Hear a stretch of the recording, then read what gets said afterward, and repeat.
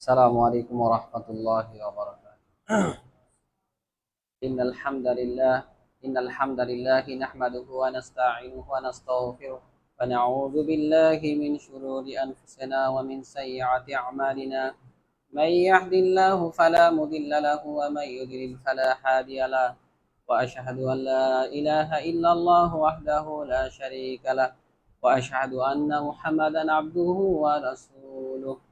أما بعد فإن خير الحديث كتاب الله، وخير الحديث حديث محمد صلى الله عليه وسلم، وشر الأمور محدثاتها، وكل محدثات بدعة، وكل بدعة ضلالة، وكل ضلالة في النار.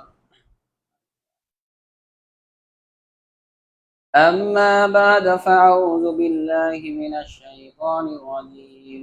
يا أيها الذين آمنوا اتقوا الله حق تقاته ولا تموتن إلا وأنتم مسلمون. يا أيها الناس اتقوا ربكم الذي خلقكم من نفس واحدة وخلق منها زوجها وبث منهما رجالا كثيرا ونساء. واتقوا الله الذي تساءلون به والأرحام، إن الله كان عليكم رقيبا. يا أيها الذين آمنوا اتقوا الله وقولوا قولا سديدا يصلح لكم أعمالكم ويغفر لكم ذنوبكم، فمن يطع الله ورسوله فقد فاز فوزا عظيما. وقال رسول الله صلى الله عليه وسلم: العين حق. رواه البخاري. وقال رسول الله صلى الله عليه وسلم: من تسبح كل يوم 7 مرات عدوة لم يضر شيئا ذلك اليوم سم ولا سحر. رواه البخاري بإسناد صحيح।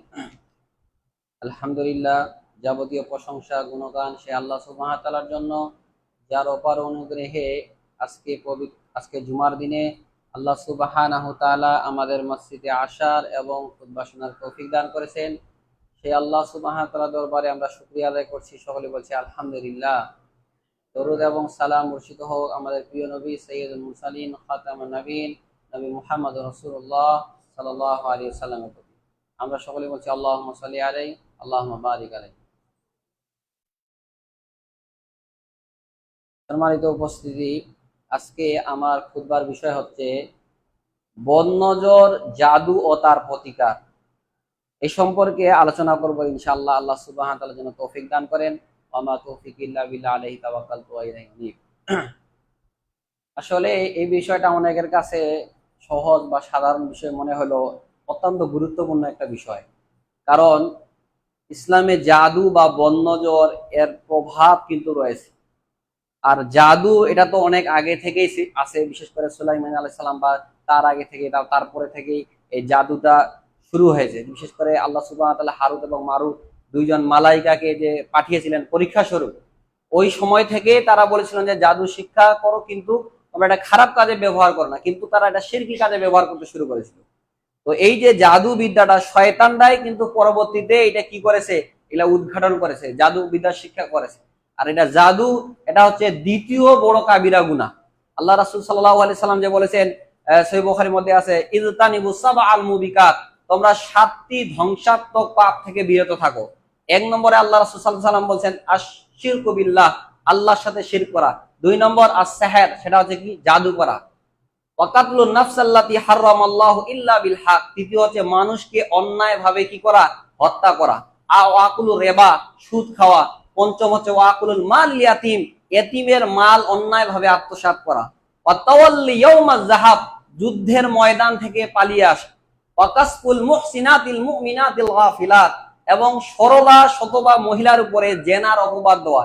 এই 7টি ধ্বংসাত্মক পাপ থেকে আল্লাহ রাসূল সাল্লাল্লাহু আলাইহি সাল্লাম বলেছেন যে ইজতানিবু সাবআল মুবিকাত, তোমরা এগুলো থেকে বিরত থাকো। সাহাবারা তখন বললেন, দেখেন আগ্রহ কি, ওয়ামা হুন্না ইয়া রাসূলুল্লাহ, আল্লাহ সাল্লাল্লাহু, হ্যাঁ আমাদেরকে এই সব সম্পর্কে বলেন। তো আল্লাহ রাসূল সাল্লাল্লাহু আলাইহি ওয়াসাল্লাম প্রথমে যেটা বলছিলেন সেটা হচ্ছে আশ-শিরকু বিল্লাহ, আল্লাহর সাথে শিরক করবে না। দ্বিতীয় বলছিলেন আস-সিহর, সেটা হচ্ছে জাদু। তাহলে কাবিরা গুনার দিক দিয়ে বড় যেটা পাপ সেটা হচ্ছে জাদু করা। এই কারণে সূরা বাকারার 102 নম্বর আয়াত খুলে দেখবেন, ওই জায়গায় আপনারা এই ঘটনাগুলো পাবেন যে আল্লাহ সুবহানাহু ওয়া তাআলা ওখানে বলেছিলেন যে ওয়ালাকিন্না শায়াতিনা কুফরুন, বরং শয়তানরাই কুফরি করেছিল, ওয়ায়ুআল্লিমুন নাসা সিহর, এবং তারা মানুষকে কি শিক্ষা দিত? জাদু শিক্ষা দিত। এইটাই ঘটনাটা আপনারা ওই জায়গায় পাবেন। তো যেই কথা বলতেছিলাম সম্মানিত উপস্থিতি, যে জাদু বিদ্যা এটা কিন্তু অত্যন্ত ভয়াবহ। আল্লাহ রাসূল সাল্লাল্লাহু আলাইহি ওয়াসাল্লাম বলেছেন, তোমরা প্রত্যেক ওই সকল পুরুষ এবং নারীদেরকে হত্যা করো যারা নিজেরা জাদু শিখে এবং অন্যকে শিখায়। তাহলে যারা জাদু শিখে এবং যারা অন্যকে শিখায়, আল্লাহ রাসূল সাল্লাল্লাহু আলাইহি ওয়াসাল্লাম তাদেরকে কি করতে বলেছেন? হত্যা করতে বলেছেন। আরেকটা হাদিসে রয়েছে, আব্দুল্লাহ ইবনে আমর রাদিয়াল্লাহু থেকে হাদিসটা বর্ণিত, রাসূল সাল্লাল্লাহু আলাইহি ওয়াসাল্লাম বলেন, সালাসাতুন লা ইয়াদখুলুনাল জান্নাহ, তিন শ্রেণীর ব্যক্তি কখনো জান্নাতে যাবে না। এক, রাসূল সাল্লাল্লাহু আলাইহি ওয়াসাল্লাম বলেন, মুদমিনুল খামার, যারা কি করে? নিয়মিত নেশাদার দ্রব্য পান করে। নিয়মিত যারা কি? সব সময় যারা কি করে? নেশাদার দ্রব্য পালন করে। দ্বিতীয়, আল্লাহ রাসূল সাল্লাল্লাহু আলাইহি ওয়াসাল্লাম বলেন যে যারা কি করে? আত্মীয়তার সঙ্গে সুসম্পর্ক বজায় রাখে না, সুসম্পর্ক ছিন্ন করে দেয়। তৃতীয়, আল্লাহ রাসূল সাল্লাল্লাহু আলাইহি সাল্লাম বলেন আস-সিহর, যারা কি করে? জাদু টোনা করে। এই তিন শ্রেণীর ব্যক্তি আল্লাহ রাসূল সাল্লাল্লাহু আলাইহি সাল্লাম বলেন যে এরা জান্নাতে যাইতে পারবে না। তাহলে বিষয়টা অনেক গুরুত্বপূর্ণ না? এরা জান্নাতে যাবে না, জাহান্নামে যাবে, আল্লাহ রাসূল সাল্লাল্লাহু আলাইহি সাল্লাম বলেন। আর যারা জাদু করে, আল্লাহ রাসূল সাল্লাল্লাহু আলাইহি সাল্লাম বলেন যে এদেরকে তোমরা কি করো? হত্যা করতে বলেছেন আল্লাহ রাসূল সাল্লাল্লাহু আলাইহি সাল্লাম। তো যে কথা বলতেছিলাম সম্মানিত উপস্থিতি, যে জাদু কিন্তু অনেক ভাবে হইতে পারে। একজন ব্যক্তিকে জাদু বিভিন্ন ভাবে করা যায়। দেখা যাচ্ছে যে আপনি একটা সুস্থ সবল মানুষ, হঠাৎ আপনাকে জাদু করার কারণে আপনি শরীরে শক্তি পাচ্ছেন না, আপনি ধীরে ধীরে দুর্বল হয়ে যাচ্ছেন, ডাক্তারের কাছে যাচ্ছেন, আপনার কোনো রোগ ধরা পায় না। বা দেখা যাচ্ছে যে আপনার স্ত্রীকে খারাপি করার কারণে সে নিজেই অনেক উলট পালট কথা বলতেছে। এইরকম কিন্তু অনেক কিছু হইতে পারে, কারণ জাদুর মাধ্যমে অনেক কিছু মানুষ অনেক সময় উলট পালট কথা বলতে শুরু করে দেয়। আল্লাহ রাসূল সাল্লাল্লাহু আলাইহি সাল্লামের এক সাহাবী ছিলেন উসমান, উনি উসমান বিন আফফান না, উনার নাম হচ্ছে উসমান। তো উনি একদিন আল্লাহ রাসূল সাল্লাল্লাহু আলাইহি সাল্লাম বললেন যে আল্লাহ রাসূল সাল্লাল্লাহু আলাইহি সাল্লাম, আমি কুরআন মুখস্থ করি কিন্তু আবার ভুলে যাই। আমি কুরআন মুখস্থ করি আবার কি ভুলে যাই। আবার যখন আমি সালাতে দাঁড়াই তখন আমার উলট পালট হয়ে যায়, মানে কোরআন তেলাওয়াতটা উল্টা পাল্টা হয়ে যায়। তখন আল্লাহ রাসূল সাল্লাল্লাহু আলাইহি সাল্লাম কি করলেন? তার মুখে থুতু নিলেন, নিয়ে তার মুখে এইভাবে হাত দিলেন। হাত দিয়ে বললেন যে উখরিস ইয়া শয়তান, হে শয়তান তুমি বের হয়ে যাও, শয়তান তুমি কি বের হয়ে যাও। এইভাবে হাত দিয়ে তিনি আল্লাহ উসমান রাদিয়াল্লাহু আনহুকে এভাবে হাত দিয়ে বললেন যে উখরিস, শয়তান তুমি বের হয়ে যাও। মিন সাদরি উসমান, উসমানের সদর থেকে, উসমানের বক্ষ থেকে। তখন উসমান রাদিয়াল্লাহু আনহু বলছেন, এর পরে থাকে আমি আর কখনো কুরআন ভুলে যাই না, আমি আর কখনো কি কুরআন আর ভুলে যাই না, যা মুখস্থ করি আমার তাই মনে থাকে। তাহলে দেখেন শয়তানের প্রভাব কিন্তু একটা কি আছে। তো জাদু টোনা বিভিন্ন ভাবে হতে পারে। এমন হতে পারে যে আমার তাকে শারীরিক ভাবে দুর্বল করে দিয়েছে, আপনার পুরুষত্ব নষ্ট করে দিয়েছে, এইভাবে বহু জাদু টোনা হয়। তো আমরা আজকে আলোচনা করব যে জাদু টোনার প্রতিকারটা কি। কত অনেক সংখ্যক মানুষ রয়েছে যারা জাদুগ্রস্ত, সে হয়তো অনেক সময় বুঝতেও পারে না। এর প্রতিকার গুলো আমরা আলোচনা করবো আজকে। এক নম্বর যেটা বলবো সেটা হচ্ছে যে প্রতিদিন 7টি করে আজোয়া খেজুর খাওয়া। কি বললাম?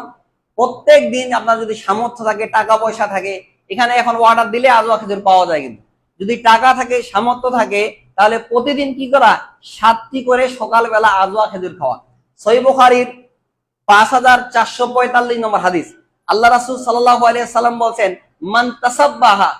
মান তাসাব্বাহা সাবআ কুল্লা ইয়াউমিন, কেউ যদি প্রতিদিন সকালবেলা 7টি আজওয়া খেজুর খায়, লাম ইয়াদুরুহু ফি ইয়াউমিল জালিকা সুম্মুন ওয়ালা সিহরুন, তাহলে ওই দিন তার কোন প্রকারের জাদু এবং বিষ, কোন প্রকারের কোনো কিছু তার কাজে আসবে না। আপনি যদি প্রত্যেকদিন সকালবেলা 7টি কি খান? আজওয়া খেজুর খান, তাহলে রাসূল সাল্লাল্লাহু আলাইহি সাল্লাম বলেন, লাম ইয়াদুরু ফি যালিকাল ইয়াউম সুম্মুন ওয়ালা সিহরুন, ওই দিন সকালবেলা অর্থাৎ সারা দিন কোনো বিষ ক্রিয়া এবং কোনো জাদু তার কোনো কাজে লাগবে না। অর্থাৎ আপনাকে যতই জাদু করা হোক ওইটা কি হবে না? কাজে লাগবে না, এটা নষ্ট হয়ে যাবে।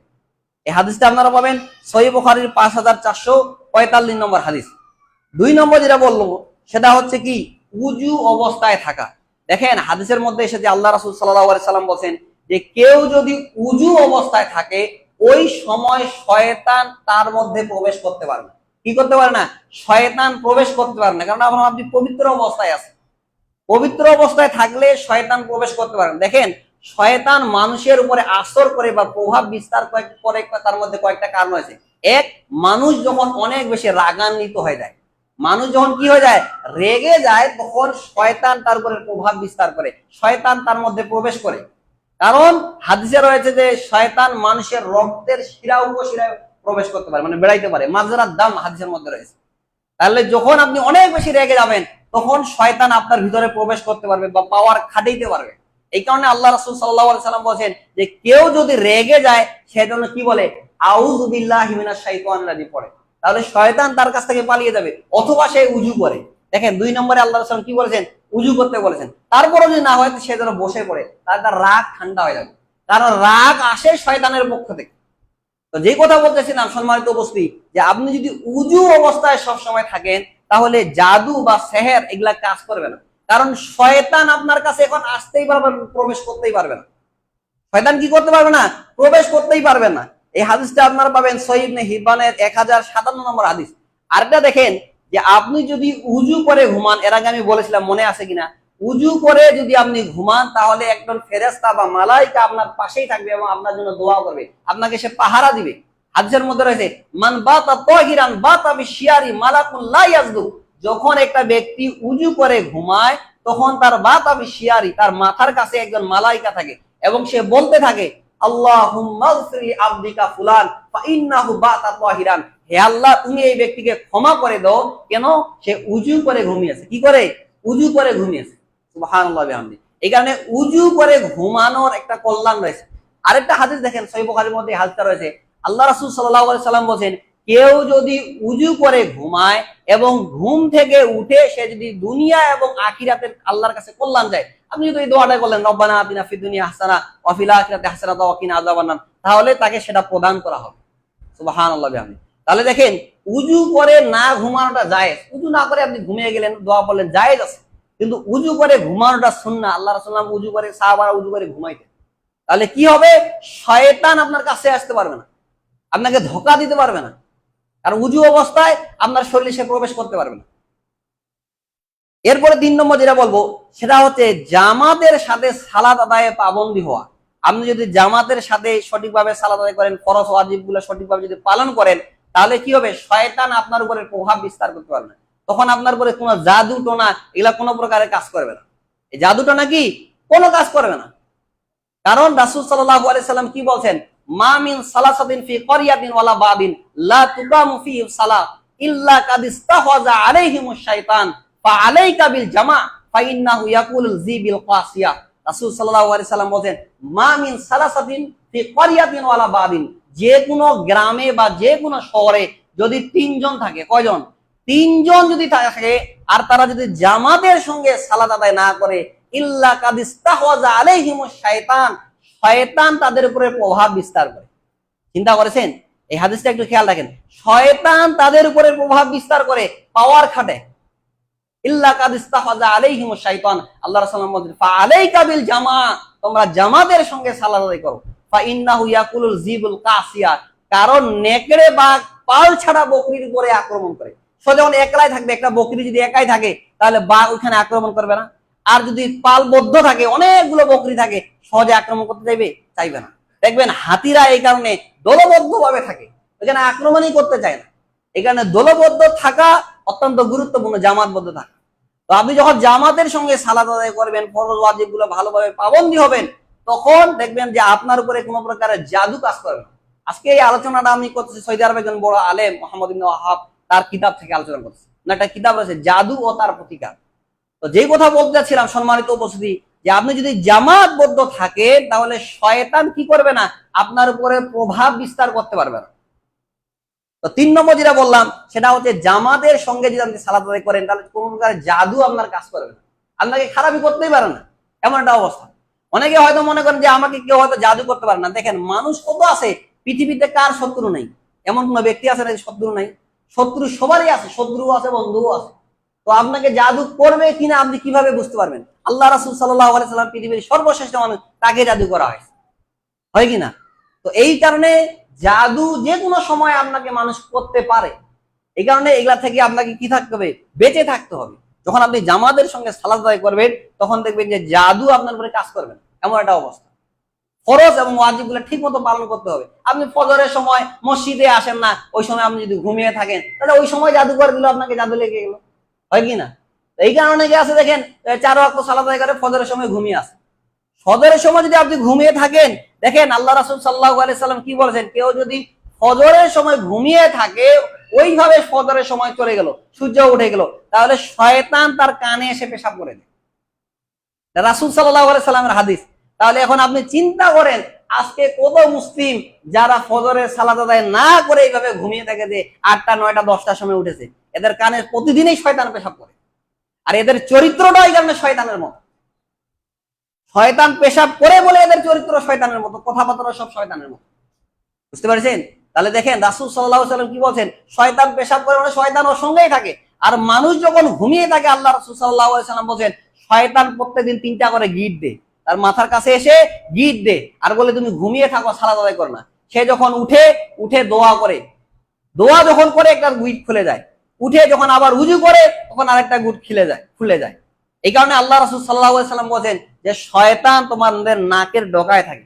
এখানে যখন আপনি ঘুম থেকে উঠবেন, উজু করবেন, আল্লাহ রাসূল কি বলেছে, 3বার নাক ঝেড়ে নিতে বলেনি, পানি দিয়ে এক্সট্রা ভাবে আগে 3বার নাক ঝেড়ে নিতে বলেছেন আল্লাহ। কেন বলেছেন? কারণ শয়তানকে তো আপনি দেখতে পারেন না, জিন শয়তান ওরা যে লুকায়িত আছে, আপনি দেখবেন কিভাবে? আল্লাহ রাসূল এই কারণে কি বলেছেন, নাক ঝেড়ে নিতে বলেছেন। এরপর যখন উজু করলেন তখন আরেকটা গিট খুলে যায়, এরপর যখন সালাত আদায় করে তখন আরেকটা গিট খুলে যায়। এইভাবে সে প্রফুল্লতার সাথে দিন উদযাপন করে। তাহলে সালাত আপনি আদায় করবেন। হাদিসে কি রয়েছে, আল্লাহ রাসূল সাল্লাল্লাহু আলাইহি সাল্লাম বলেন মান সাল্লা সুবহা ফাহুয়া ফি জিম্মাতিল্লাহ, যে ব্যক্তি ফজরের সালাত জামাতের সঙ্গে আদায় করে, ফাহুয়া ফি জিম্মাতিল্লাহ, সে ব্যক্তি আল্লাহর জিম্মেদারিতে থাকে। আল্লাহ এখন সারাদিন আপনাকে হেফাজত করবে। আর আপনি ফজরের সালাত যদি জামাতের সঙ্গে আদায় না করেন, তাহলে তো আপনি আল্লাহর জিম্মেদারিতে থাকবেন না। তখন কি হবে, হাদিসে এসেছে যে ব্যক্তি ফজরের সালাত আদায় করে না, সে ব্যক্তি শয়তানের ঝান্ডা নিয়ে দুনিয়াতে উত্তোলন করে। কি করে? শয়তানের পতাকা উঠায়, এখন আমি শয়তানের রাজ কায়েম করবো দুনিয়াতে। আর যে ব্যক্তি কি করে, সালাত আদায় করে, সে তাওহীদের ঝান্ডা নিয়ে বের হয়। তো যেই কথা বলতেছিলাম সম্মানিত উপস্থিতি, দেখেন যে আল্লাহ রাসূল কি বলছেন, যে শয়তান প্রতিদিন মানুষকে 3টা করে গিট দেয়, প্রতিদিন দেয়, আর বলে সে ঘুমায়। ঘুমাও তুমি সারা রাত, এখনো ফজরে অনেক দেরি রয়েছে, এইভাবে সে ঘুমিয়ে থাকে। আর যে ব্যক্তি তাওহীদপন্থী, সে ঘুম থেকে উঠে সে দোয়া পড়ে, আলহামদুলিল্লাহিল্লাযী আহইয়ানা বাদা মা আমাতানা ওয়া ইলাইহিন নুশুর। দেখেন আল্লাহ রাসূল সাল্লাল্লাহু আলাইহি সাল্লাম যে আমাদেরকে দোয়াগুলো শিক্ষা দিয়েছেন, কত সুন্দর দোয়া। আলহামদুলিল্লাহিল্লাযী আহইয়ানা, ওই আল্লাহর প্রশংসা যিনি আমাকে মৃত্যুর পরে জিন্দা করেছেন, বাদা মা আমাতানা ওয়া ইলাইহিন নুশুর, এবং আমরা তার কাছে একত্রিত হব, সমবেত হব সবাই মিলে। তাহলে যেই কথা বলতেছিলাম সম্মানিত উপস্থিতি, দেখেন যে এই যখন আপনি দোয়াগুলো পড়বেন, আপনি যখন উজু করবেন, সালাত আদায় করবেন, তখন এই গুটগুলো খুলে যাবে। তো যেই কথা বলতেছিলাম সম্মানিত উপস্থিতি, জামাতের সঙ্গে সালাত আদায় করতে হবে, পাবন্দী হইতে হবে। ফজরের সালাত আপনি যদি জামাতের সঙ্গে আদায় করেন, সারা রাত দাঁড়িয়ে দাঁড়িয়ে সালাত আদায় করলে যেই সওয়াব হবে, এই সওয়াব আপনি পাবেন। আল্লাহ রাসূল কি বলছেন, যে ব্যক্তি এশার সালাত জামাতের সঙ্গে আদায় করবে, সেই ব্যক্তি অর্ধ রাত সালাত আদায় করলে যেই সওয়াব হবে, ওই সওয়াব হবে। মান সাল্লাল ইশা ফি জামাতিন ফাকাআন্নামা কামা নিসফাল লাইল ওয়া মান সাল্লা সুবহা ফি জামাতিন ফাকাআন্নামা সাল্লাল লাইলা কুল্লাহ। যে ব্যক্তি ইশার সালাত জামাতের সঙ্গে আদায় করলো, অর্ধ রাত সালাত আদায় করা সে সওয়াব পেল। আর যে ব্যক্তি ফজরের সালাত জামাতের সঙ্গে আদায় করলো, সে ব্যক্তি সারা রাত সালাত আদায় করা সওয়াব পায়। আর আজকে দেখেন ফজরের সালাতে লোক হয় 8টা 10টা করে, এগুলো কি কিয়ামতের আলামত। এগুলা মুসল্লি পাওয়া যায় না খুঁজে, এমন একটা অবস্থা, সালাতের লোকেই নেই। তাহলে চিন্তা করেন, জুমার দিনে দেখেন পুরা মসজিদ ভর্তি হয়ে যাচ্ছে, 1তলা 2তলা 5তলা যা আছে সব বজায়, আর ফজরের সময় লোকে নেই। তাহলে এই যে 2তলা 5তলা 10তলা বানিয়েছেন, কি লাভ বলেন? এই মুসল্লিরা শুধু জুমার দিনের জন্য 5তলা 10তলা বানা হয়, এই মসজিদ বানার কোনো প্রয়োজন আছে? হ্যাঁ, আল্লাহ কি শুধু জুমার দিন ফরজ করেছে না খামসু সালাওয়াত 5 ওয়াক্ত সালাত করতে বলেন?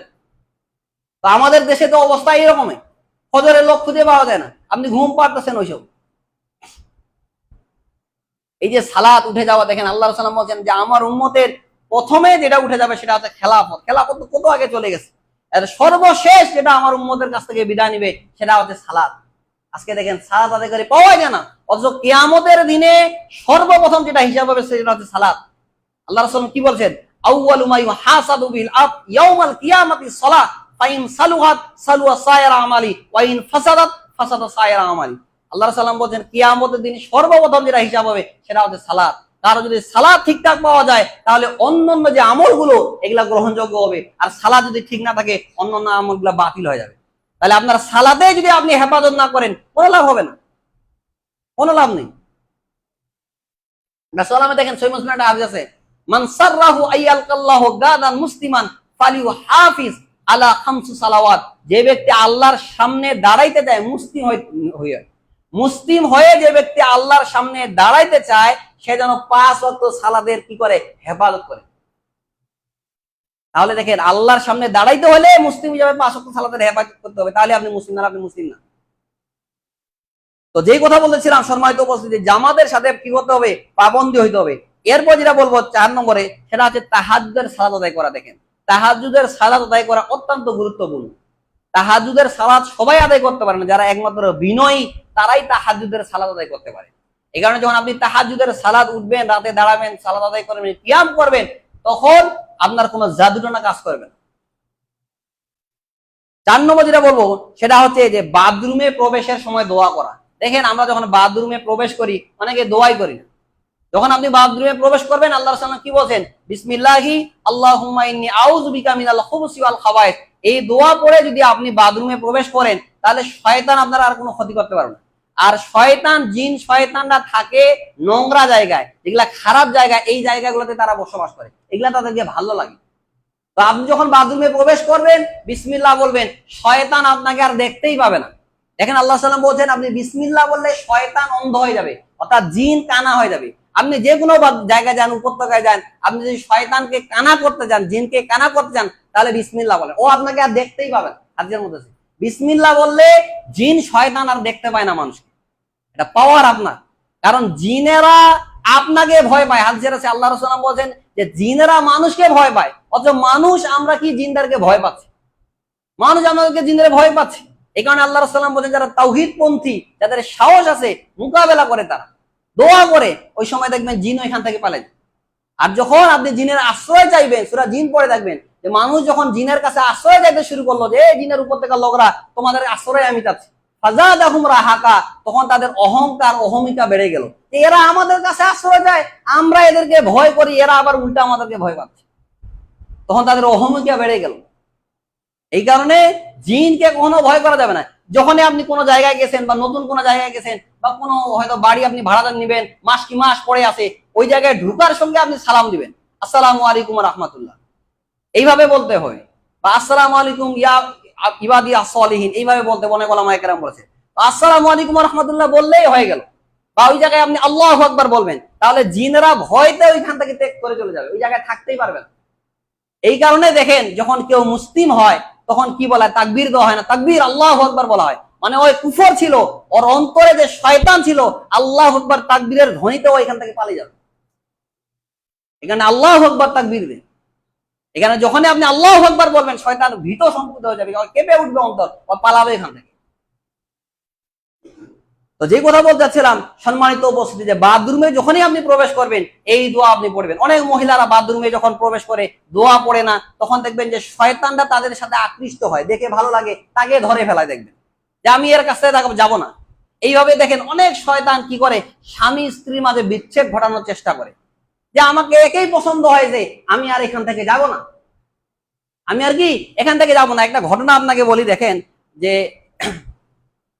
সৌদি আরবের একজন আলেম, বড় আলেম, উনি বলতেছেন যে একজন মহিলাকে জিন ধরে, তো উনার স্বামী আমার কাছে এসেছে, এসে বলতেছে যে এইরকম আমার স্ত্রীকে মাঝে মধ্যে জিন ধরে, তো কি করা যায়, ও আমার কাছে থাকতে চায় না, আমাকে ঘৃণা করতেছে, কি বাবা। তো উনি গেলেন, গিয়ে তাকে ঝাড়ফুঁক করলেন, করার পরে জিনের সঙ্গে এখন কথা বলছে, জিনকে বলছে আচ্ছা তোমার নাম কি বলতো। জিন তার নাম বলছে না, আচ্ছা বলতো তুমি হিন্দু না মুসলিম, সে বলছে যে আমি মুসলিম। তাহলে তুমি যদি মুসলিম হও তাহলে এই যে মহিলাকে কষ্ট দিচ্ছে এটা কি তোমার জন্য জায়েজ হচ্ছে? বলছে না, জায়েজ হচ্ছে না। তাহলে তাকে ছেড়ে পালাও। বলছে না, আমি ছেড়ে পালাবো না। তখন বারবার যখন রুবাইয়া করতেছে, বলছে ঠিক আছে আমি পালাচ্ছি, আমি পালাচ্ছি। যখন ওই চলে যাচ্ছে বলছে ঠিক আছে আমি চলে যাব, কিন্তু তোমার শরীরে গিয়ে আমি প্রবেশ করবো। কি বলছে, যে তোমার শরীরে গিয়ে আমি প্রবেশ করবো। বলছে ঠিক আছে তাহলে প্রবেশ করো। তো প্রবেশ করতে যাচ্ছে কিন্তু প্রবেশ করতে পারে না। তো ওই জিন বলতেছে যে কি ব্যাপার, আমি তোমার শরীরে প্রবেশ করতেই পারি না। বলছে ঠিক আছে প্রবেশ করো না, চেষ্টা করো। তো বলছে যে না, প্রবেশ করতে পারছি না এই কারণে, কারণ তুমি সকাল বেলায় 100 বার পড়েছো লা ইলাহা ইল্লাল্লাহু ওয়াহদাহু লা শারীকা লাহু লাহুল মুলকু ওয়া লাহুল হামদু ওয়া হুয়া আলা কুল্লি শাইইন কাদির। আল্লাহ রাসূল সাল্লাল্লাহু আলাইহি ওয়াসাল্লাম বলেন, কেউ যদি সকাল বেলা এটা পড়ে সারাদিন শয়তান আর তার কোনো ক্ষতি করতে পারে না। শয়তান মানে এই জিনেরাই, জিন আপনার আর সারাদিন কোনো ক্ষতি করতে পারবে না। আপনার 100 নেকি হবে, 100 গুনাহ মাফ হবে, এবং 10 জন গোলাম আজাদ করলে যেই সওয়াব হয় এই সওয়াব আপনি পাবেন। কত চিন্তা করেছেন? সেই সময়ের গোলাম আজাদ করা, 10টা গোলাম আজাদ করলে যেই নেকি হবে এই নেকি আপনি পাবেন। এই যে আমলগুলো দেখেন কয়জন করে, এগুলার জন্য আপনাকে ধৈর্য নিতে হবে, বসে থাকতে হবে ফজর সালাতের পরে, তাসবিহ তাহলিলগুলো করতেই হবে। তাহলে দেখবেন শয়তানের পাওয়ার নাই, কারণ এগুলো তাওহীদি বাক্য। আপনি কি বলছেন লা ইলাহা ইল্লাল্লাহু ওয়াহদাহু লা শারীকা লাহু লাহুল মুলকু ওয়া লাহুল হামদু ওয়া হুয়া আলা কুল্লি শাইইন কাদির। এই তাওহীদি বাক্য যখন আপনি পড়বেন, শয়তানের সাহস নাই যে আপনার ভিতরে প্রবেশ করে। শয়তান নিজে দিন বলতেছে যে আমি তোমার ভিতরে প্রবেশই করতে পারতেছি, কেন? তুমি এই তাওহীদি বাক্য বলেছো। তাহলে চিন্তা করেছেন আল্লাহ রাসূল সাল্লাল্লাহু আলাইহি ওয়াসাল্লাম বলেছেন, তো তখন তিনি বললেন যে আল্লাহ রাসূল সাল্লাল্লাহু আলাইহি ওয়াসাল্লাম বলেছেন যে কেউ যদি এই লা ইলাহা বলে 100 বার, শয়তান সারাদিন আর কোনো ক্ষতি করতে পারবে। তাহলে আপনার কোনো ক্ষতি করতে পারবে না, জাদু টোনা তো কোনো কাজেই লাগবে না আপনার। এরপর যেটা বলবো সম্মানিত উপস্থিতি, সেটা হচ্ছে যে শুয়ার পূর্বে আয়াতুল কুরসি পাঠ করা। যখন আপনি ঘুমাবেন তার পূর্বে আয়াতুল কুরসি আপনি যদি পাঠ করেন, তাহলে সারা রাত একজন মালাইকা আপনাকে কি করবে? পাহারা দিবে, হেফাজত করবে। এই হাদিসটা আপনারা পাবেন সহিহ বুখারী 487 নম্বর হাদিস। এরপর যেটা বলবো সেটা হচ্ছে দেখেন যে মসজিদে প্রবেশের সময় দোয়া করা। মসজিদে যখন আপনি প্রবেশ করবে তখন বলবেন বিসমিল্লাহি ওয়াস সালাতু ওয়াস সালামু আলা রাসূলিল্লাহ আউযু বিল্লাহিল আযীম ওয়া বিওয়াজিল কারীম ওয়া সুলতানিল কাদিম মিনাশ শাইতানির রাজিম। দেখেন এই দোয়াটা যদি আপনি পড়েন, তাহলে শয়তান বলবে, নিজে জিন শয়তান ও বলবে যে হাফিজা মিন সাইরাল ইয়াউম, আজকে সারা দিন তুমি আমার কাছ থেকে নিরাপদ থেকে গেলে। মানে সারাদিন শয়তান আর আপনার কোনো ক্ষতি করতে পারবে না। এটা কে বলে? শয়তান বলে যে হাফিজা মিন সাইরাল ইয়াউম, আজকে সারাদিন তুমি আমার কাছ থেকে নিরাপদ, তুমি আর আমি তোমার কোনো ক্ষতি করতে পারবো না। তাহলে দেখেন এই যে কথাগুলো, এগুলো আমাদের পড়তে হবে, কিন্তু আমরা ভুলে যাই। মসজিদে ঢুকতেছি দোয়াই পড়ি না, কোন পায়ে ঢুকতেছি এটাও খেয়াল নাই, এমনিতে শুধু গড়গড় করে ঢুকে গেলে হয়। এই কারণে এই বিষয়গুলো অনেক বেশি খেয়াল রাখতে হবে। যখন আপনি ঢুকবেন এই দোয়াগুলো পড়ে ঢুকবেন, সারাদিন আর আপনার শয়তান কোনো ক্ষতি করতে পারবে না। এরপর যেটা বলবো সেটা হচ্ছে দেখেন যে হাই যখন আসে তখন মুখে হাত দেওয়া। কারণ রাসূল সাল্লাল্লাহু আলাইহি সাল্লাম বলেন ইজা তাসাওয়াবা আহাদুকুম ফালিমসিক বিয়াদি ফা ইন্না শাইতানা ইয়াদখুলু। যখন তোমাদের কারো হাই আসে, অনেকে হা করে না, হাই আসে না, হাইটা কিন্তু শয়তানের পক্ষ থেকে আসে। কার পক্ষ থেকে? শয়তানের পক্ষ থেকে আসে। আর আমরা যখন হাসি দেই এটা আল্লাহর পক্ষ থেকে আসে। হাসি দিলে কি বলি? আলহামদুলিল্লাহ বলি না? আর যখন হাই আসে তখন মুখে হাত দিতে হয়, নাহলে শয়তান আপনার ভিতরে প্রবেশ করবে। রাসূলুল্লাহ কি বলছে? ইদা তাসাওয়াবা আহাদুকুম ফালিয়ুমসিক বিয়াদি ফাইন্না শাইতানা ইয়াহু। তখন তোমরা তোমাদের হাত দিবে, কারণ হাত না দিলে কি হবে? শয়তান তোমাদের ভিতরে প্রবেশ করবে, আর যখন ভিতরে প্রবেশ করবে ও আপনার ক্ষতি করতে যাবে। এই কারণে হাত দাও মুখে। এরপর যেটা বলবো সেটা হচ্ছে সকাল এবং সন্ধ্যায় 3 বার করে এই দোয়া, বিসমিল্লাহিল্লাযী লা ইয়াদুররু মা ইসমি শাইউন ফিল আরদি ওয়ালা ফিস সামাই ওয়া হুয়াস সামিউল আলিম। এই দোয়া যদি আপনি সকালে 3 বার পড়েন, সন্ধ্যায় 3 বার পড়েন, রাসূল সাল্লাল্লাহু আলাইহি ওয়াসাল্লাম বলেন লাম ইয়াদুররু শাইয়ান, তাহলে সারা দিন তার কোনো কিছু কোনো ক্ষতি করতে পারবে না। কি বললাম? বিসমিল্লাহিল্লাযী লা ইয়াদুররু মা ইসমিহি শাইউন ফিল আরদি ওয়ালা ফিস সামাই ওয়া হুয়াস সামিউল আলিম। এই দোয়াগুলো আপনি পড়েন, দেখবেন যে কোনো প্রকারের কিসের তাবিজ, কিসের জাদু, ওঝা টোঝা কারো কাছে আপনাকে কখনো যাইতে হবে না। আর আমাদের দেশে এগুলা দেখেন শিরকি কাজগুলো বেশি, মানুষ বেশিরভাগ এই সবগুলো কোনে কাজে বেশি। কোনো একটা সমস্যা হয়ে গেছে, কাউকে জিন ধরেছে, চলে গেল ওঝার বাসায় যে আমার সন্তানকে জিন ধরেছে এখন ঝাড়ো, তাই না? এইরকম করে। তো এই যে দোয়াগুলো আপনি পড়েন যে কোনো কিছুই লাগবে না, আপনাকে কারো কাছে যাইতেই হবে না। আপনি যাবেন ওঝার কাছে, আপনার 40 দিন ইবাদত কবুল হবে না। আল্লাহ রাসূল সাল্লাল্লাহু আলাইহি ওয়াসাল্লাম বলেন কেউ যদি কোনো গণকের কাছে যায়, গিয়ে ভালো মন্দ জিজ্ঞাসা করে যে আচ্ছা বলেন তো, তাহলে রাসূল সাল্লাল্লাহু আলাইহি সাল্লাম বলেন আরবাঈনা লাইলা, 40 দিন তার কোনো ইবাদতই কবুল হবে না। আসসালাম আরেকটা হাদিস আছে, মান আতা কাহিনান আও আররাফান ফাসাদদাকু বিমা ইয়াকুল ফাকাদ কাফারা বিমা উনজিলা আলা মুহাম্মদ। যে ব্যক্তি কোনো গণকের কাছে গেল, তার ভালো এবং মন্দ কথা বিশ্বাস করলো, ফাকাদ কাফারা আলা উনজিলা মুহাম্মদ, তাহলে সে ব্যক্তি মুহাম্মদ সাল্লাল্লাহু আলাইহি সাল্লামের প্রতি যা নাযিল হয়েছে এটা কি সে অবিশ্বাস করলো। তাহলে চিন্তা করেন এই যে বাংলাদেশে যেগুলা ওঝা টোঝা রয়েছে এরা সব ভণ্ড, এদের কাছে জিন আছে, এরা সবসময় কুফরি কালাম করে, যার কারণে জিন তাদের কাছে থাকে। যার কারণে কি জিন তাদের কাছে থাকে, তাহলে জিন থাকবে না। জিনকে তারা সবসময় সন্তুষ্ট করে, যার কারণে এদের কাছে জিন থাকে। তো যেই কথা বলতেছিলাম সম্মানিত উপস্থিতি, যে এই দোয়াগুলো আপনি পড়বেন, তাহলে কি হবে, জিন আর আপনার কোনো ক্ষতি করতে পারবে না, বা জাদুটনা আপনার কাজে লাগবে না। এরপরে 11 নম্বর যেটা বলবো সেটা হচ্ছে বাড়ি থেকে যখন আপনি বের হবেন এই সময় দোয়া করা। দেখেন, বাসা থেকে বের হওয়ার সময় দোয়া করা অত্যন্ত গুরুত্বপূর্ণ। আপনি যখন বাসা থেকে বের হবেন তখন বলবেন বিসমিল্লাহি তাওয়াক্কালতু আলাল্লাহি লা হাওলা ওয়ালা কুওয়াতা ইল্লা বিল্লাহ। তাহলে কি হবে, এই যে মনে করেন আপনি চাকরিতে গেলেন বা কোথাও গেলেন বা সফরে গেলেন, আপনার বাসাটা 2 দিন 4 দিন পরে থাকলো, এইভাবে আসে, আপনি বাসা থেকে চলে গেলেন। আপনি যদি এই দোয়াগুলো পড়ে বাসা থেকে বের হন, তাহলে শয়তান ওই বাড়িতে আর প্রবেশ করবে না, ওই বাড়িতেই আর ঢুকবে না। আর যদি না হলে শয়তান দেখবেন যে আপনার বাসায় আস্তানা করে, কারণ যেই জায়গায় ফাঁকা থাকে বা এমনিতেই পড়ে থাকে ওই জায়গাগুলোতে শয়তান গিয়ে আশ্রয় নেয়। তো আপনি যখন এইভাবে দোয়া পড়বেন তখন কি ফেরেশতা বলবে, কুফি তাউকি তাওয়া তানা আনিশ শয়তান, তোমাকে নিরাপদ, তুমি নিরাপদ হয়ে গেলে, তোমাকে হেদায়েত করা হয়ে গেলে, তুমি হেদায়েত পেয়ে গেলে আল্লাহর পক্ষ থেকে, এবং শয়তান আর তোমার কোনো ক্ষতি করতে পারবে না। তাহলে আপনি যখন বাসা থেকে বের হবেন এই দোয়া পড়বেন, এখন আল্লাহ আপনাকে হেফাজত করবে, বলবে যে কুফি তাউকি তাওয়া তানা আনিশ শয়তান, তুমি আল্লাহর পক্ষ থেকে হেদায়েত প্রাপ্ত হয়ে গেলে, তুমি নিরাপদ হয়ে গেলে, শয়তান আর তোমার কোনো ক্ষতি করতে পারবে না। তাহলে দেখেন এই যে দোয়াগুলো, এই দোয়াগুলো আমাদের কি করতে হবে, পড়তে হবে।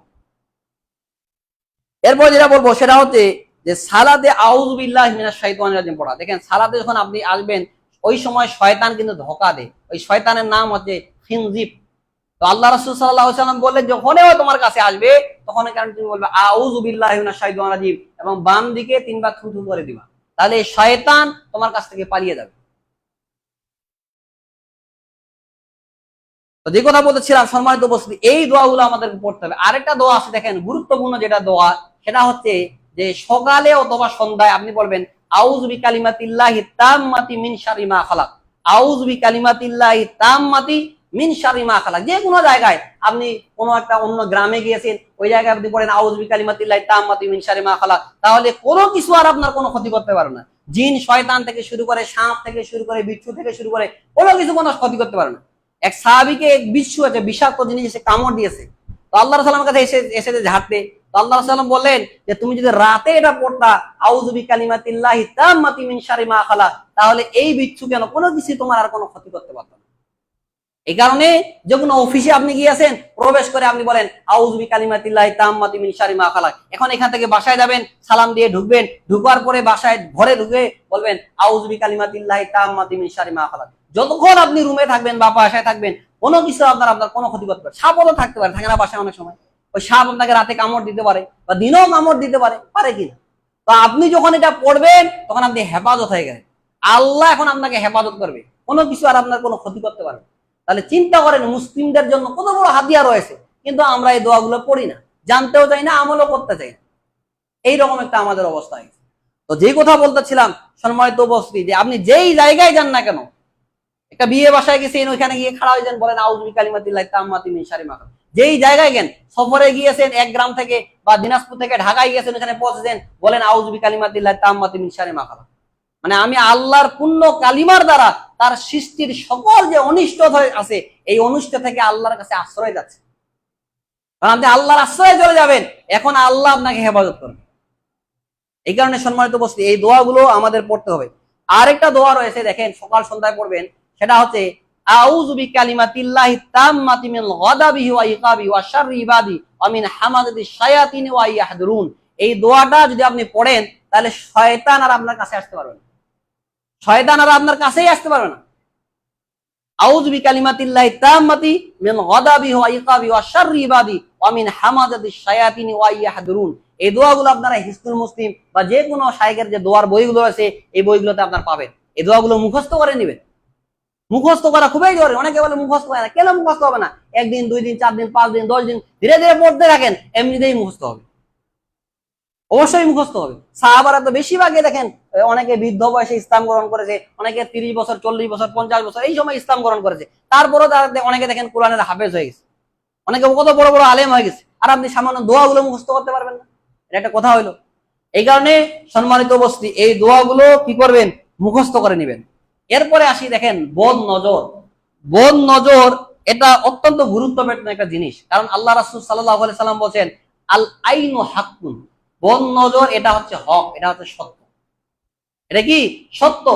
ওয়ালাউ কানা শাইউন সাবাকাল কদরি সাবাকালহু আইন, আল্লাহর তকদিরকে কোনো কিছু যদি পরিবর্তন করে দিতে পারতো তাহলে বন নজর পারত।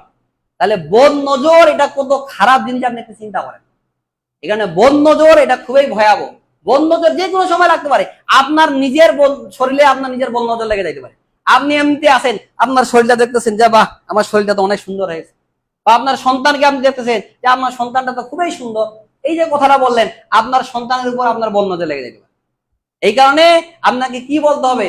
মাশাআল্লাহ ওয়ালা হাওলা ওয়ালা কুওয়াতা ইল্লা বিল্লাহ, এটা বলতে হবে। বা বারাকাল্লাহু ফিকুম, এইভাবে বলতে হবে। বারাকাল্লাহু লাকা, এইগুলা বলতে হয়। অনেকে বলে না, বাগানে গিয়েছে, গিয়ে বলছে আমার বাগানে এত ভালো ফল হয়েছে, এই যে কথাটা বললেন এটা বলা যাবে না। এই কথা সূরা কাহাফের মধ্যে রয়েছে, যারা বাগানে গিয়েছে তারা মাশাআল্লাহ ওয়ালা কুওয়াতা ইল্লা বিল্লাহ এটা বলেনি, ক্ষতিগ্রস্ত হয়ে গেছে। চিন্তা করেছেন? এই কারণে বন নজর যে কোনো, নিজের স্বামী নিজের স্ত্রীর উপর বন নজর লাগতে পারে, নিজের স্ত্রীর বন নজর নিজের স্বামীকে লেগে যাইতে পারে যে আমার স্বামীটা এত স্মার্ট এত সুন্দর, এই কথা শুধু বললো বন নজর লেগেছে। বুঝতে পারছেন? লেগে যাইতে পারে যে কোনো সময়। এই কারণে কি বলতে হবে? আপনার নিজের বন নজর নিজে লেগে, আপনি আয়নাকে দেখছেন না আমি এত সুন্দর, এটা বললেন বন নজর লেগে। আপনাকে কি বলতে হবে? এই কারণে আয়না দেখার সময় একটা দোয়া আছে, আল্লাহুম্মা হাসসানতা খালকি ফাহসিন খুলুকি, এই দোয়াটা পড়তে হবে। হে আল্লাহ, তুমি আমার চেহারাকে যত সুন্দর করেছো আমার চরিত্রটাকে এর চাইতে বেশি সুন্দর করে। তাহলে দেখেন আল্লাহ রাসূল কি বলছে? বন নজর এটা হচ্ছে সত্য, এটা হচ্ছে হক। আল্লাহ রাসূল সাল্লাল্লাহু আলাইহি সাল্লাম বলছেন যে বন নজর মানুষকে কবর পর্যন্ত পৌঁছে দিতে পারে। কোথায়? কবর পর্যন্ত পৌঁছে দিতে পারে। আর উটকে পাতিলে এনে পরে দিতে পারে, কারণ উটের উপরে যখন বন নজর লাগবে ওই উটকে জবাই করতে হবে, পাতিলে চলে আসে। তাহলে দেখেন আল্লাহ রাসূল সাল্লাল্লাহু আলাইহি ওয়াসাল্লাম বলছেন যে আমার উম্মতের যত মানুষ স্বাভাবিকভাবে মৃত্যুবরণ করে এর চাইতে বেশি মানুষ মৃত্যুবরণ করে বন নজরের প্রভাবে। এই হাদিসগুলো আপনার ভাবে সহিহ মুসলিমের মধ্যে রয়েছে, আবু দাউদে রয়েছে। এই হাদিসগুলো আমি আর আরবিতে বলছি না, কারণ সময় যেহেতু কম। তো যেই কথা বলেছিলাম, দেখেন আল্লাহ রাসূল সাল্লাল্লাহু আলাইহি ওয়াসাল্লাম বলেন বন নজর মানুষকে কবর পর্যন্ত পৌঁছে দিতে পারে। এতটা ভয়াবহ বন নজর, মানুষের খারাপ দৃষ্টিটা কতটা ভয়াবহ। এই কারণে সব সময় কি করতে হবে? কাউকে দেখলে বলেন যে মাশাআল্লাহ বা বারাকাল্লাহ, এইগুলা আপনি বলেন। আপনার সন্তানকে কি বলতে হবে? মাশাআল্লাহ বলেন। কিন্তু এই কথা বলা যাবে না। একজন মহিলা হয়তো দেখে গেছে যে আপনার বাচ্চারা এত সুন্দর দুধ খাচ্ছে, এই যে কথাটা বললো বন নজর লেগে যায়, মাশাআল্লাহ বলে। তাহলে বন নজর বিভিন্ন ভাবে লেগে যাইতে পারে। ব্যবসা বাণিজ্যে বন নজর লাগলো, এখানে বন নজর বিভিন্ন ভাবে লেগে যাইতে পারে। দেখেন একটা হাদিস আপনাকে বলি, ও তার আগে একটা বলি। দেখেন যে ইয়াকুব আলাইহিস সালামের যে সন্তানগুলো ছিল, 7টা সন্তান, ইয়াকুব আলাইহিস সালাম যখন মিশরে তাদের সন্তানদেরকে পাঠাচ্ছে, এটা আপনারা পাবেন সূরা ইউসুফের মধ্যে 67 নম্বর এবং 68 নম্বর আয়াতে। যখন পাঠাচ্ছেন তিনি তার সন্তানকে বলতেছে তোমরা যখন তোমরা মিশরে প্রবেশ করবা, তোমরা এক দরজা দিয়ে প্রবেশ করবা না, আলাদা আলাদা দরজা দিয়ে প্রবেশ করবা। কেন? তাদের সন্তানরা অনেক বেশি সুদর্শন ছিল, মানুষের বন নজর লেগে যাইতে পারে। যখন একসঙ্গে 7 ভাই মনে করেন আসবে, বা সুন্দর লোক যদি একসঙ্গে 4-5টা আসে, মানুষ দেখবে হায় ভাবি এরা এত সুন্দর রে, দেখে কিন্তু আশ্চর্য হয়ে যাবে। তো তিনি বলতেছেন যে তোমরা আলাদা আলাদা দরজা দিয়ে প্রবেশ করবা যখন তোমরা মিশরে প্রবেশ করো। কেন? তোমাদের বন নজর লেগে যাবে। সূরা আপনারা এটা হাফেজ ইবনে কাসির রাহমাহুল্লাহ, তিনি তার ইবনে কাসিরের 2য় খণ্ডের 485 নম্বর পৃষ্ঠা এটা আপনারা পাবেন। এখানে বলেছেন যে বন নজর যেন না লাগে, এই কারণে ইয়াকুব আলাইহিস সালাম তার সন্তানদেরকে বলতেছে যে তোমরা যখন মিশরে প্রবেশ করবা আলাদা আলাদা দরজা দিয়ে যাবা, এক দরজা দিয়ে একই সঙ্গে যাবা। কারণ সুদর্শন পুরুষকে দেখে আশ্চর্য। দেখেন ইউসুফ আলাইহিস সালাম এত সৌন্দর্য, মেয়েরা তাকে দেখে হাত কেটে ফেলেছে, এত সুদর্শন, মেয়েরা দেখে হাত কেটে ফেলেছে। চিন্তা করেন যে হায় বাপ কি দেখলাম আমরা, এইরকম সুদর্শন। আর নবীরা এমনিতেই অনেক বেশি সুন্দর হয়। চিন্তা করেছেন সুদর্শন পুরুষ কাকে বলে? দেখেন যাদের দাড়ি ছিল, নবীদের দাড়ি ছিল না। আর আমাদের বাংলাদেশে সুদর্শন পুরুষ একজনকে ঘোষণা দিয়েছে এডলফ খান নাকি, না দেখতে হিজড়ার মতো, ও নাকি সুদর্শন পুরুষ। চিন্তা করেন, এটা দেখতে চাল চলন সম্পূর্ণ হিজড়ার মতন, হাঁটাহাঁটি করতেছে, ওকে বাংলাদেশে সুদর্শন পুরুষ বানিয়ে দিচ্ছে। তাহলে চিন্তা করেন যে কোন ভাবে শয়তানের কার্যক্রম এই বাংলাদেশে চলতেছে। এটা হিজড়া মার্কা লোককে ওকে সুদর্শন পুরুষ বানিয়ে দিয়েছে। আর সুদর্শন পুরুষ খুঁজে পায় না বাংলাদেশে। তাহলে এইভাবে সমকামিতা, জেনা ব্যভিচারকে আমাদের দেশে প্রমোট করা হচ্ছে। বুঝতে পারছি? তো যে কথা বলতেছিলাম, সম্মানিত উপস্থিতি, দেখেন সুন্দর মানুষ তখনই হয় যখন তার মুখে দাড়ি থাকে। একটা পুরুষের সৌন্দর্য হচ্ছে তার দাড়িতে। এই কারণে আয়েশা রাদিয়াল্লাহু তাআলা আনহা সবসময় দোয়া করতেন, আলহামদুলিল্লাহিল্লাযী কাসানি যায়্যানা রিজালা বিল্লুহা, ওই আল্লাহর হামদোসানা, ওই আল্লাহর প্রশংসা যিনি পুরুষদেরকে অলঙ্কিত করেছেন কিসের? দাড়ি। তাহলে এই দাড়ি হচ্ছে পুরুষের অলংকার, পুরুষের সাজসজ্জা। আর আপনি যখন দাড়ি কাটবেন তখন আপনি হিজড়া হবেন, তখন আপনি মহিলা হবেন। একটা মহিলার মুখে দাড়ি থাকে না, আপনারও নাই, তাহলে কি হলেন আপনি বলেন? এই কারণে ওলামায়ে কেরাম বলেছেন যারা দাড়ি রাখে না এটা হচ্ছে কাবিরা গুনাহ, দাড়ি রাখা ওয়াজিব। যতক্ষণ পর্যন্ত আপনি দাড়ি কাটতেই থাকবেন আপনার আমল নামায় গুনাহ লিখতে থাকা হবে। এটা হচ্ছে পাপের জারিয়া। আপনি কি বললেন? যারা যুবক আছে তাদেরকে সাবধান করছি, পাপ আপনার আমল নামায় লিখতে থাকা হচ্ছে। আপনি কি মনে করতেছেন? একটা মানুষ সিগারেট খেলো, ফেলে দিল, বাস এতটুকু এখান থেকে এরপরে আর লেখা হবে না গুনাহ। জেনা করলো, ওইখান থেকে জেনার গুনাহ লেখা ওইখান থেকে শেষ। আর আপনি দাড়ি কাটতেছেন মানে সবসময় আপনার আমল নামায় গুনাহ লিখতে থাকা হচ্ছে। আপনি কি মনে করেন? তো যেই কথা বলতেছিলাম সম্মানিত উপস্থিতি, দেখেন যে এই কারণে আল্লাহ রাসূল সাল্লাল্লাহু আলাইহি সাল্লাম বলছে যে বন্য নজর এটা হচ্ছে হক। একটা হাদিস দেখেন, এখানে দেখা ইবনে মাজার 1160 নম্বর হাদিস, সাহাল ইবনে হুনাইফ থেকে হাদিসটা বর্ণিত। সাহাল ইবনে হুনাইফ উনি গোসল করতেছিলেন, তো পাশে আমির ইবনে রাবিয়া তিনি দেখে বলছে, হায় সর্বনাশ, তোমার মতো সুদর্শন, আমি এমন সুদর্শন, তুমি এত সুন্দর, এরকম মেয়েকেও দেখেনি, ঘরের ভিতর নারীকেও এত সুন্দর দেখেনি যত তুমি সুদর্শন। এই যে কথা বলে গেছে, বন্যজল লেগেছে, সাডাম করে তিনি পড়ে গেছে, ওই জায়গায় পড়ে গেছে। দেখেন তাহলে বন্যজল বলার সঙ্গে সঙ্গে ওই জায়গায় পড়ে গেছে, আল্লাহ রাসূল সাল্লাল্লাহু আলাইহি সাল্লামের কাছে চলে গেছে। আল্লাহ রাসূল সাল্লাল্লাহু আলাইহি সাল্লাম এই অবস্থা বলেছে, সঙ্গে সঙ্গে পড়ে গেছে। দেখেন আল্লাহ রাসূল সাল্লাল্লাহু আলাইহি সাল্লাম তখন কি বলছেন যে আলামা আহাদুকুম ইয়াকতুলু আখাকুম, আচ্ছা তোমরা কেন তোমাদের আরেক ভাইকে হত্যা করতে চাও? রাসূলের কথাটা দেখছেন? তাহলে এই বন্যদের মাধ্যমে ওই মারা যাইতেও পারত। আল্লাহ রাসূল এই কারণে বলছেন যে তোমরা কেন একজন আরেক ভাইকে হত্যা করতে চাও। এখন এরপরে আল্লাহ রাসূল কি বললেন? ওই রাবিয়াকে ডাকলেন, ডেকে আল্লাহ রাসূল সাল্লাল্লাহু আলাইহি ওয়াসাল্লাম তাকে উযু করালেন। এই কারণে কারো যদি বদনজর লেগে যায় আর আপনি যদি জানতে পারেন যে তার মাধ্যমে বদনজর লেগেছে, তাহলে কি করতে হবে? একটা বড় পাত্র নিতে হবে। ওই জায়গায় সে আগে উযু করবে, উযু করার মতো উযু করবে, এরপরে সে কুলি করবে, কুলি করে ওই পাত্রেই পানিগুলো রাখবে, এরপরে তার মুখমণ্ডলটা পুরাটা ধুইবে, এরপরে বাম হাত দিয়ে ডান হাতের কোণই পর্যন্ত ধোবে, ডান হাত দিয়ে বাম হাতের কোণই পর্যন্ত ধোবে। ধোয়ার পরে এখান থেকে এই পুরাটা এখান থেকে সে কি করবে? ধুয়ে নিবে ডান হাতটা, আবার বাম হাতটা এখান থেকে সে পুরাটা কি করে নিবে? ধুয়ে নিবে কবজি পর্যন্ত, এই কোণই পর্যন্ত এখান থেকে ধুয়ে নিবে। ধুয়ে নেওয়ার পরে সে কি করবে? ডান পা এখান থেকে সে পুরাটা ধুবে, টাকনু পর্যন্ত এখানে ধুবে, আবার বাম পা ওটা ধুবে। ধোয়ার পরে এই পানি দ্বারা তাকে কি করতে হবে? তার মাথার পিছনে ঢালতে হবে। পুরা শরীরে ঢাললে আল্লাহ সুবহানাহু ওয়া তাআলার ইচ্ছায় ওই ব্যক্তি সুস্থ হয়ে যাবে। তো ওইভাবে যখন সাহাল ইবনে হুনাইনকে ওইভাবে কি করা হলো, রাবিয়াকে বললো যে তুমি এইভাবে করো, করার পরে আল্লাহ রাসূল সাল্লাল্লাহু আলাইহি সাল্লাম তার মাথার পিছন দিয়ে পানি ঢালতে বললেন, এরপরে উনি সুস্থ হয়ে গেলেন। তাহলে এইভাবে কারো যদি বদনজর লাগে আপনি জানতে পারেন, তাকে অবশ্যই আপনাকে উযু করতে। অনেকে উযু করতে জানেন না, আমার লাগেন, আপনি উযু করলে কি সমস্যা? আপনি ওইভাবে উযু করেন, তারপরে মাথায় পিছন দিয়ে কি করতে হবে? পানি ঢালতে হবে। এরপরে আসুন দেখেন আরো কয়েকটা বলি, যে কারো যদি এইরকম হয় জানা যায়নি যে সে ব্যক্তি মানে কার বদনজর লেগে গেছে, তো তাকে তখন কি করতে হবে? পানি নিতে হবে, বা কোনো আলেমের কাছে আপনি গেলেন, গিয়ে ওই জায়গায় তিনি ঝাড়ফুঁক করবেন। কি করবেন? ঝাড়ফুঁক, কোনো একটা পানি নিল বা কোথাও, বা জাইতুনের তেল নিল, যেগুলাতে অনেক বেশি কার্যক্রম হয়, বা জমজমের পানিতে, এগুলাতে ঝাড়ফুঁক করা ভালো। বা এমনি সাধারণ পানিতে নেন, ওই জায়গায় আপনি কি করবেন? দম বলবেন, বা সূরা ইখলাস পড়বেন, ফালাক পড়বেন, নাস পড়বেন, আয়াতুল কুরসি পড়বেন, সূরা বাকারার 1 থেকে 5 নম্বর আরো কিছু রুকাইয়ার আয়াত আছে, এই আয়াতগুলো আপনি পড়ে ওই জায়গায় ফু দিবেন। ফু দিয়ে ওই পানি দিয়ে ওই ব্যক্তিকে গোসল করালে, এইভাবে নিয়মিত গোসল করালে তার বদনজর যেটা আছে ওটা কেটে যাবে। এই কারণে এইভাবে কি করতে হয়? বদনজর করতে হয়। এছাড়া বিসমিল্লাহিল্লাযী লা ইয়াদুরু মা ইসমি শাইইন ফিল আরদি ওয়ালা ফিস সামাই ওয়া হুয়াস সামিউল আলিম, এই যে আয়াতগুলো, এই যে দোয়াগুলো রয়েছে, এগুলা পড়া। আরেকটা দোয়া রয়েছে যে বদনজরের ক্ষেত্রে আল্লাহ রাসূল এই দোয়াটা অনেক গুরুত্বপূর্ণ। আল্লাহ সাল্লাম বলেন কাগজ বদনজর লাগে তাহলে এই দোয়াটা পড়তে হবে। জিবরিল আলাইহিস সালাম এসে রাসূল সাল্লামকে এই দোয়াটা শিখিয়ে দিয়েছেন। সেটা হচ্ছে কি? বিসমিল্লাহি আরকিকা মিন কুল্লি শাইইন ইউযিকা মিন শাররি কুল্লি আও হাসিদিন নাফসিন আল্লাহু ইয়াশফিকা বিসমিল্লাহি আরকিকা। এই দোয়াটা পড়ে আপনি কি করবেন? তাকে ঝাড়ফুঁক করবেন। এইভাবে দিয়ে আপনি কি করবেন? তাকে উযু করালেন বা গোসল করালে, তাহলে ধীরে ধীরে 1 দিন 2 দিন 7 দিন যাবত বদনজর তার কেটে যাবে। তো বদনজরের ক্ষেত্রে বা জাদুর ক্ষেত্রে দেখেন, জাদুও যদি কাউকে লাগে তাহলে অনেক ওলামায়ে কেরাম বলেছেন তাহলে কি করতে? যে 7টা বড়ই পাতা নিতে বলেছেন। কি বলেছেন?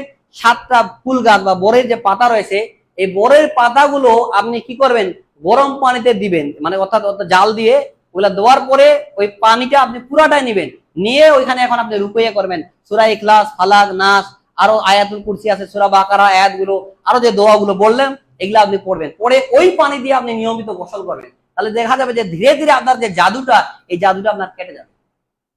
কারণ বড়ই পাতার অনেক গুরুত্ব রয়েছে। মানুষ যখন দেখেন একটা ব্যক্তি মারা যায় তখন বড়ই পাতা দিয়ে গোসল দিতে হয় কিন্তু।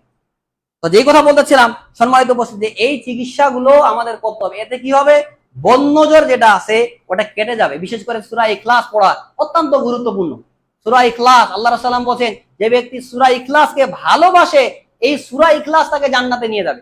এক ব্যক্তি এসে আল্লাহ রাসূল সাল্লাল্লাহু আলাইহি ওয়াসাল্লামকে বলছে, আল্লাহ রাসূল সাল্লাল্লাহু আলাইহি ওয়াসাল্লাম যে আমি সূরা ইখলাসকে ভালোবাসি। আল্লাহ রাসূল সাল্লাল্লাহু আলাইহি ওয়াসাল্লাম বলেন হুব্বাকা আদখুলাল জান্নাহ, এই সূরা ইখলাসের ভালোবাসা তোমাকে জান্নাতে নিয়ে যাবে। সুবহানাল্লাহ। আরেকবার দেখেন, একটা হাদিস বলে শেষ করে দেই যে একবার আবু হুরায়রা রাদিয়াল্লাহু আনহু এবং আল্লাহর সাল্লাম হাঁটতেছেন, ফাসামিয়া রাসূলুল্লাহ সাল্লাল্লাহু আলাইহি ওয়াসাল্লাম, এবং রাসূল সাল্লাল্লাহু আলাইহি ওয়াসাল্লামের কানে আওয়াজ আসলেন, ইকরা কুল হুয়াল্লাহু আহাদ। এক ব্যক্তি সূরা ইখলাস পাঠ করতেছে। তো আল্লাহ রাসূল সাল্লাল্লাহু আলাইহি ওয়াসাল্লাম বললেন ওয়াজাবাত, তার জন্য ওয়াজিব হয়ে গেছে। সাহাবা বলছেন ওয়ামা ওয়াজাবাত ইয়া রাসূলুল্লাহ, কি ওয়াজিব হয়ে গেছে? আবার আল্লাহ রাসূল সাল্লাল্লাহু আলাইহি ওয়াসাল্লাম বলছেন ওয়াজাবাত, তার জন্য ওয়াজিব হয়ে গেছে। রাসূল সাল্লাল্লাহু আলাইহি ওয়াসাল্লামের সাহাবা বলছেন ওয়ামা ওয়াজাবাত, কি ওয়াজিব হয়ে গেছে? আল্লাহ রাসূল সাল্লাল্লাহু আলাইহি ওয়াসাল্লাম বলছেন আল জান্নাহ, তার জন্য জান্নাত ওয়াজিব। হাদিস এইভাবে আছে। মানে সূরা ইখলাসের গুরুত্ব অনেক বেশি। দেখেন একটা হাদিসে রয়েছে দারামির মধ্যে সহিহ হাদিস, আল্লাহ রাসূল সাল্লাল্লাহু আলাইহি ওয়াসাল্লাম বলেন মান ক্বারা কুল হুয়াল্লাহু আহাদ 10 মাররা বুনিয়া লাহু বাইতুন ফি খাসাফিন ফিল জান্নাহ। যে ব্যক্তি সূরা ইখলাস 10 বার পাঠ করবে, আল্লাহ সুবহানাহু ওয়া তাআলা তার জন্য জান্নাতে একটা ঘর নির্মাণ করবে। সুবহানাল্লাহ। 10 বার কতক্ষণ লাগবে? 5 মিনিট লাগবে। এরপরে আল্লাহ রাসূল সাল্লাল্লাহু আলাইহি ওয়াসাল্লাম বলেন ওয়ামান ক্বারা ইশরা মাররা, যে ব্যক্তি 10-20 বার সূরা ইখলাস পাঠ করবে, আল্লাহ তার জন্য জান্নাতে 10-20টা ঘর নির্মাণ করবে। সুবহানাল্লাহ। আবার এভাবে 30 বার পড়েন, আল্লাহ আপনার জন্য জান্নাতে 3টা ঘর নির্মাণ করবে। একবার পাঠ করলে 10 বার পড়লেন একটা ঘর নির্মাণ হবে, 20 বার পড়বেন 2টা ঘর নির্মাণ হবে, 30 বার পড়বেন 3টা ঘর আল্লাহ সুবহানাহু ওয়া তাআলা আপনার জন্য জান্নাতে নির্মাণ করবে। আপনি কি চিন্তা করেছেন যে একটা দুনিয়াতে একটা ঘর নির্মাণ করার জন্য, একটা বাড়ি নির্মাণ করার জন্য আমাদের কত পরিশ্রম করতে হয়? আপনি চিন্তা করেন, একটা মানুষের সারা জীবনের সাধনা, যেটা আমি যদি ভালো বাড়ি তৈরি করতে পারতাম। আর জান্নাতের ঘর একটা ইট হবে স্বর্ণ দ্বারা, আর একটা হচ্ছে রূপা দ্বারা। তাহলে জান্নাতটা কত বেশি দামি আপনি চিন্তা করতে পারছেন? তাহলে আপনি যদি 5 মিনিট হয়তো লাগবে সূরা ইখলাস 10 বার পড়েন, আল্লাহ আপনার জন্য জান্নাতে একটা ঘর নির্মাণ করবে। চিন্তা করেছেন? তাহলে এই যে আমলগুলো, এগুলা আমল আমাদের করা উচিত। রাতে যখন ঘুমাবেন সূরা মুলক পাঠ করে ঘুমাবেন, অত্যন্ত গুরুত্বপূর্ণ। আমরা এগুলো পড়ি না। দেখেন রাসূল সাল্লাল্লাহু আলাইহি সাল্লাম বলেন যে ইন্না সূরাতাল মিনাল কুরআনি 30 আয়াত শাফাআত লিরাজুলিন হাত্তা গুফিরা লাহু। কোরআনের মধ্যে 30 আয়াতের একটা সূরা রয়েছে, ওই ব্যক্তির জন্য সুপারিশ করা হয়েছিল হাত্তা গুফিরা লাহু, এই ব্যক্তিকে ক্ষমা করে দেওয়া হয়েছে। ওয়া হিয়া তাবারাকাল্লাযী বিয়াদিল মুলক, আর সেটা হচ্ছে কি? সূরা মুলক। সহিহ হাদিস এগুলা। এখানে রাতে এগুলা পড়ে ঘুমাবেন। সম্মানিত উপস্থিতি, এসব কথা বললাম, আল্লাহ যেন আমাদেরকে এসব কথার উপরে আমল করার তৌফিক দান করেন। আল্লাহুম্মা আমিন। আল্লাহ সুবহানাহু ওয়া তাআলা যেন আমাদেরকে দিনে এবং রাতে সকাল সন্ধ্যার যে জিকির আজকার গুলো রয়েছে এগুলা করার তৌফিক দান করেন। আল্লাহুম্মা আমিন। আল্লাহ যেন আমাদেরকে মানুষের যে বদনজর, এই বদনজর থেকে হেফাজত করেন। আল্লাহুম্মা আমিন। ওয়া আখিরু দাওয়ানা আলহামদুলিল্লাহি রাব্বিল আলামিন।